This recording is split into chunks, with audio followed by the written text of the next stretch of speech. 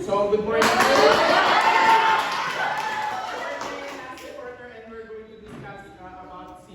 So I'm Majinay Muhammad Suray.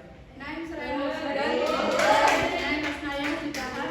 And I am Fatima Rabia M. Pinto. And I am Jaima Arazuman. And let's begin as we dive into the mystery of today's lesson.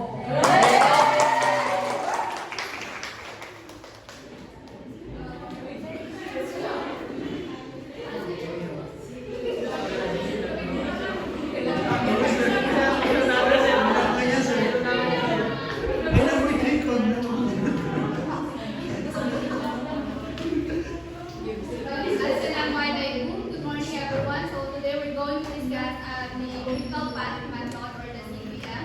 But before we proceed to the discussion, let's have first a recap about the PERT or the program evaluation and review technique. So,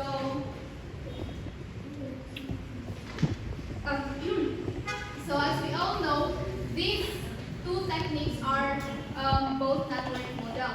So their objective is to help the managers identify the critical activities in that way na malaban natin yung cost and delay or better na ma-avoid natin. And then there are some common characteristics yung PERT and yung CPM.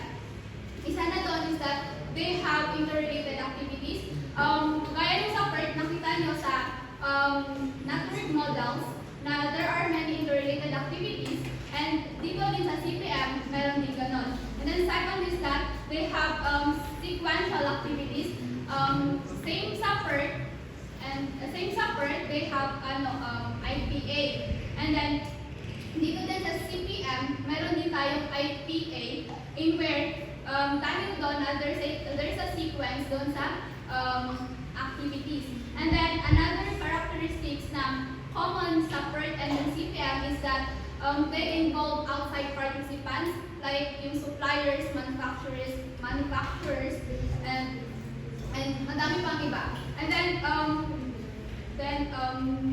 meron din delay. Yes, may delay sa may given na like estimated time sa activities para ma-complete yung project. And then the longer yung if ever na, 'di ba, kunin natin yung path ng activities. And then there sa PERT at saka sa CPM na meron din tayong tinatawag dito sa CPM na critical path gaya nung sa PERT. And then lastly is that they are unique in the same way. And then let's proceed sa major differences ng PERT at CPM. Yung PERT is that probabilistic siya. And then yung sa CPM na deterministic. Which only means na yung sa PERT is that meron tayong ginagamit na 3 time estimate. And then dito sa CPM na only 1 time estimate. And then another difference ng dalawa is that yung PERT na gumagamit siya ng tool for planning and pag-control ng time. Meanwhile, dito sa CPM is that gumagamit siya ng tool for time tsaka yung pag-control ng cost. Next one is yung procedure sa PERT. This is only a review. I'm sure na alam nila to kasi madami na tayong napagdaanan sa PERT. Step 1 sa PERT is yung pag-determine natin ng activities, yung sequence ng activities tsaka yung IPAs. Usually, given yung activities and IPAs, and tayo na bahala mag-sequence. And then second step is to calculate the 3-time estimates. Ano ba yung 3-time estimates ng PERT? Yes, exactly. The pessimistic time, most likely time, at saka yung pessimistic time. Sa ulit? Basta yung pessimistic time, most likely time, saka optimistic time. And then the formula para makuha yung estimated time is yung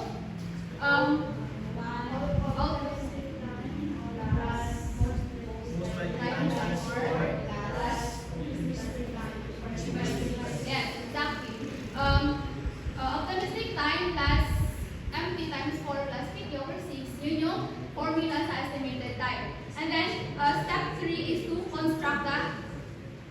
network using the given activities at saka yung IPAs. As long as may activities tayo at saka yung IPAs, pwede na tayong maggawa ng network model. Yes. So that makakonstruct tayo. Anyone of you here knows kung ano yung ginasimbolize ng circle sa PERT? Bands. How about yung arrows? Exactly. And then yung sa arrows na yun, nandun yung arrows na yun, sa above that arrow, nandun yung activities. And then sa baba niya, nandun yung expected time. What else? Let us proceed to the critical path model or CPM. Okay, so itong CPM ito is ginagamit din to.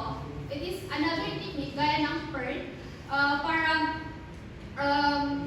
ma-determine natin yung sequence of activities so that malaman natin yung time for completing a project.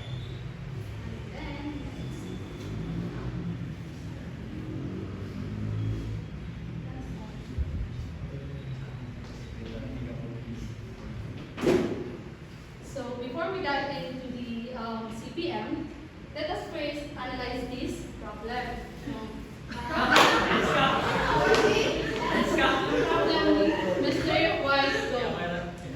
So si Mr. White Go, bakit muna understand muna natin yung problem nito ni Mr. White Go para mamaya sa critical path method na mas ma-understand natin yung mga steps using this problem. So, ayun, sabi ni, so tumawag si government kay Mr. White. Sabi niya kay Mr. White, nanalo ka ng government project in which si government, nabibigyan siya, yung government, nabibigyan niya si Mr. White ng 2.8 million. Yung 2.8 million na yun, yung gagamitin ni Mr. White para ma-compel yung government project na yun. At the same time, yung kanyang friend, tumawag din kay Mr. White. Sabi ng kanyang friend, Mr. White, nag-offer ako ng potential private project in which mag-start siya 5 months or 20 weeks after, meaning starting today, then yung 20 weeks na, mag-start yung private project. Tapos, ang condition ng kanyang friend, sabi niya, I want your company's full attention. So, attention seeker si friend niya. Gusto niya, while gawin yung project, yung private project ni Mr. White, gagawin ni Mr. White yung project na private, dapat yung attention ni Mr. White sa kanya lang. Meaning, dapat si Mr. White hindi siya involved sa another project. So, ang nasa isip lang ni Mr. White is, nasa isip niya is, but I cannot drop the government project. Hindi na niya pwedeng i-drop or i-turn down yung government project kasi mahisira yung reputation ng kanyang company. So, ang choice ni Mr. White is yung government project naman which is with 2.8 million. Yung 2.8 million na ibibigay ng government kay Mr. White na nandoon na yun yung expenses na ma-incur ni Mr. White. Meaning yung profit goes sa 2.8 na hindi pa natin alam. Kaya gagamitin natin yung CPM para mapag-alaman natin yung profit na makuha ni Mr. White using the, sa pag-compare ng government project na yun. Tapos, kung i-weigh natin, ito, government 2.8 million. Ito, private project 4 million. So, di ba hindi niya pwedeng ma-turn down yung government kasi nakasira yung reputation niya. At the same time, kung tayo si one company, so di ba hindi natin pwedeng i-turn down yung sa private company kasi na masyadong malaki yung difference, di ba? 2.8 million tapos 4 million. Masyadong malaki yung mawawala ng opportunity sa atin. So, applicable dito yung CPM. Dito natin gagamitin yung CPM para yung 20 weeks na sisimulan ni Mr. White yung government project na dapat matapos niya within 20 weeks yung government project para makuha niya yung private project na yun. Meaning, maka-earn siya doon sa 2.8 million na government project at the same time makuha niya yung profit na 4 million. So, ayun. Sabi ni Mr. White, dapat may dalawa siyang question na i-consider. Ano daw yung all normal time duration ng government project? Meaning, ang all normal time, yan yung time na hindi siya magpapagawa mapabilis, hindi siya magpapadali na gawin yung project, yung government project. Yung normal lang gagawin kung ano yung plan natin, na yun yung susundin natin. Tapos, we did allow Mr. White daw na makuha yung private project kapag ginamit niya na mag-normal time siya. At the same time, ilan daw yung kanyang profit kapag mag-normal time siya. Another question ni Mr. White is that, kung yung ilan daw yung shortest time completion. Meaning, kung magpapadali tayo, if we will expedite, dadalian natin, bibilisan natin yung government project na ilan daw yung time, yung duration, at saka will it allow, kapag bibilisan pa natin, kapag magpapadali pa tayo na, makukuha pa natin yung 4 million. Tapos, how much will I gain from the government project if I will expedite? Ilan daw yung kanyang mag-gain? So, dito kasi, as we all know, yung cost natin kapag yung time na malaki, na yung cost natin is maliit. However, kapag yung time is maliit, na yung cost natin is malaki. Bakit? Ano yung rationale ito? The rationale is that kapag yung time na malaki, meaning normal time na susundin natin, hindi tayo bibilisan na normal lang din yung pag-ano natin yung cost natin na hindi yan mag-increase. While kapag nililiitan natin, bibilisan natin yung time, meaning dadalian natin ang magpapatapos yung government project na magiging malaki yung cost. Meaning kapag nag-expedite tayo na lumalaki yung cost. Bakit? Kasi na, di ba, nagmamadali tayo. So, gagamitin natin lahat ng mga resources na available at saka possible na mag-add pa tayo ng mga workers natin doon. So, kaya ito yung rationale kapag malaki yung time, maliit yung cost. Kapag maliit naman yung time, mas malaki yung cost natin. So, the objectives are, so yan yung mga objective natin, which is first now we will be able to derive cost flows, tapos do the expansion process of the critical path method, and as well as do the compression process of the critical path method.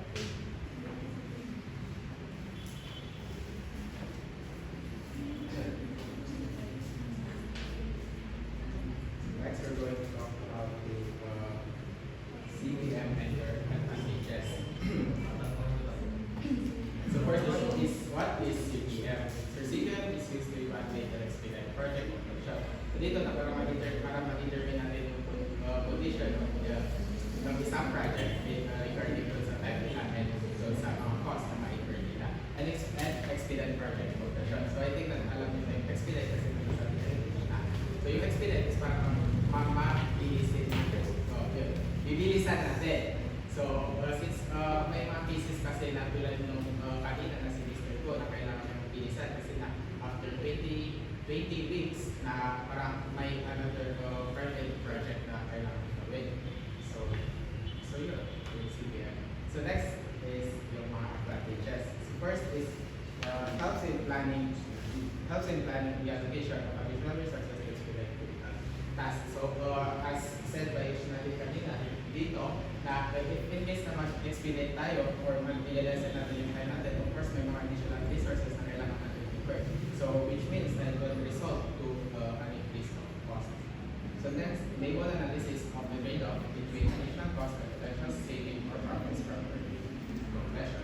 So dito naman pwede natin ma-analyze kung ano ba yung result if ever na mag-add tayo ng cost or isi-save na lang natin. So actually na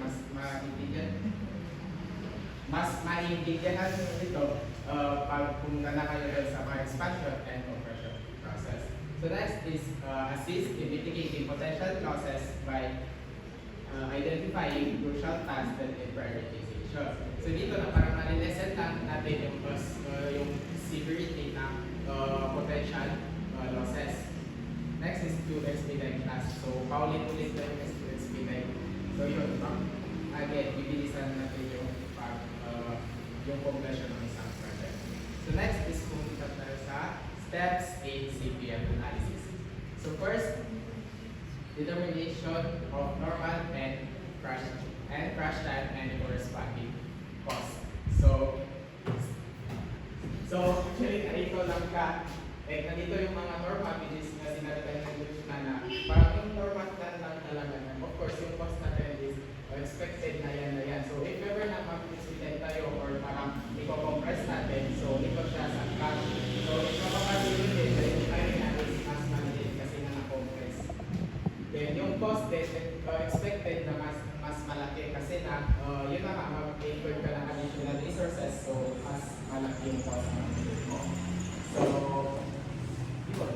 Pumali lang natin yung additional, yung something as to find to find the sum ng normal time at saka sa rush time. And then,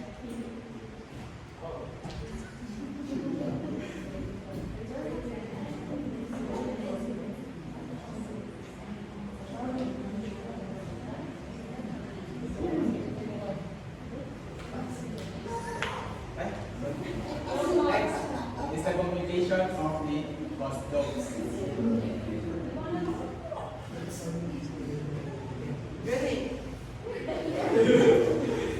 Next is the computation of the cost loads. So for the computation of the cost,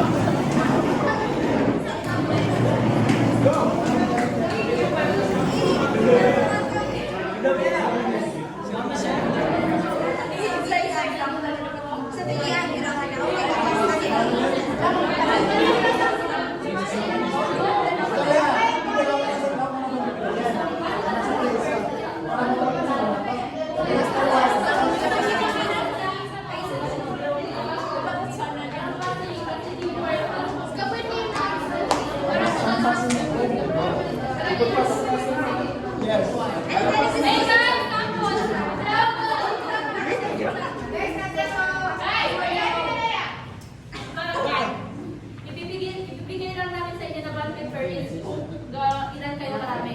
So, for example, tatlo kami dito. So, then, diba wala nang paper na wala nang paper na may lalagay dito. Lang pala. Hindi.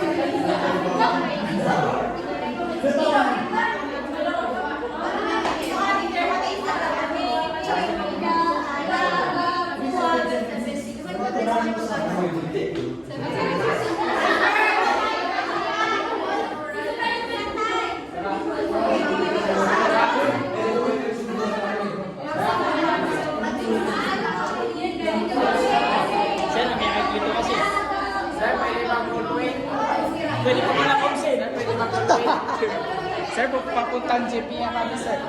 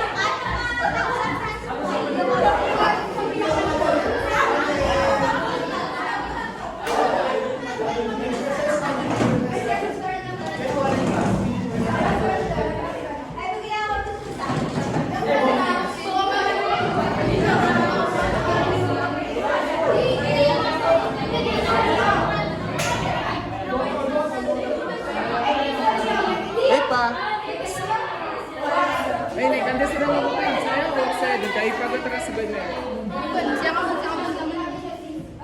Ha? Pagkatrasado?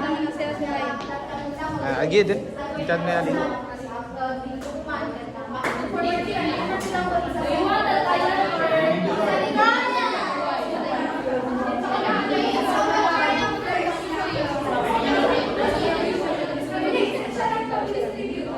Masaya talaga.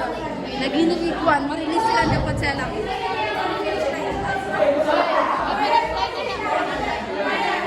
Alam mo nila mga kapasad, lang nila yung kasaya.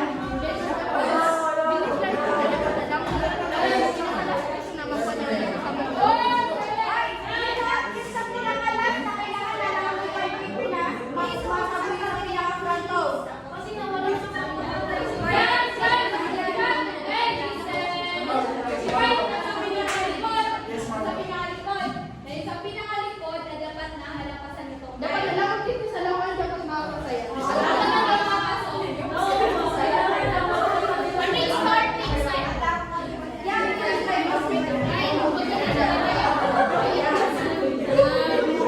So, di sila nagko-capture lang.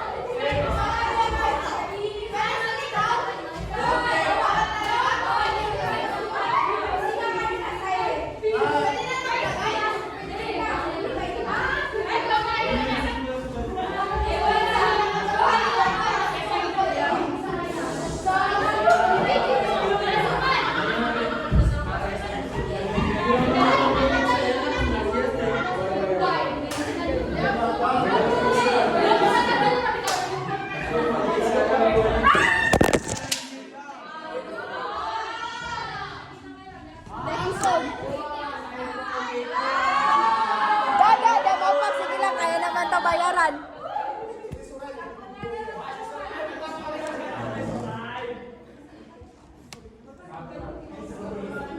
Wait lang, ano to? Video call yun? Yung